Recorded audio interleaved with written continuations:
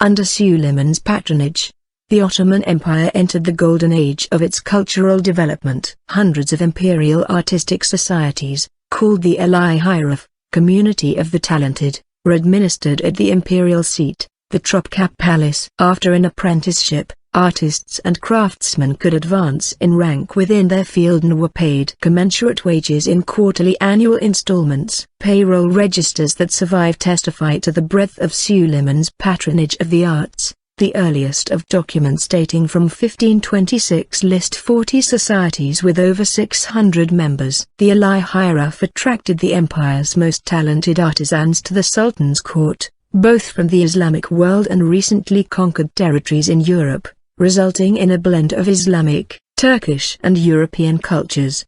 49. Artisans in service of the court included painters, bookbinders, furriers, jewelers and goldsmiths. Whereas previous rulers had been influenced by Persian culture, Suleyman's father, Selim I, wrote poetry in Persian. Suleyman's patronage of the arts had seen the Ottoman Empire assert its own artistic legacy. Suleiman himself was an accomplished poet, writing in Persian and Turkish under the takalas, nom de plume, muibi, comma lover. Some of Suleiman's verses have become Turkish proverbs, such as the well-known "everyone aims at the same meaning," but many other versions of the story. When his young son Mehmed died in 1543, he composed a moving chronogram to commemorate the year, peerless among princes, my Sultan Mehmed. In addition to Suleiman's own work, many great talents enlivened the literary world during Suleiman's rule, including Fuzuli and Baki. The literary historian E.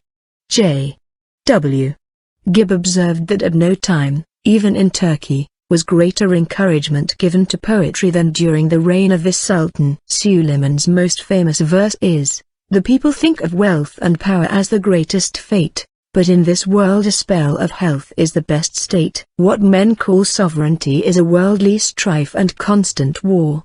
Worship of God is the highest throne, the happiest of all estates." Suleiman also became renowned for sponsoring a series of monumental architectural developments within his empire. The Sultan sought to turn Constantinople into the center of Islamic civilization by a series of projects, including bridges, mosques, palaces and various charitable and social establishments. The greatest of these were built by the Sultan's chief architect, Mimar Sinan, under whom Ottoman architecture reached its zenith. Sinan became responsible for over 300 monuments throughout the empire, including his two masterpieces, the Suleyman I and Selim I mosques, the latter built in Adrianople, now Edirne, in the reign of Suleiman's son Selim II. Suleiman also restored the Dome of the Rock in Jerusalem and the Jerusalem city walls, which are the current walls of the old city of Jerusalem, renovated the Kaaba in Mecca, and constructed a complex in Damascus,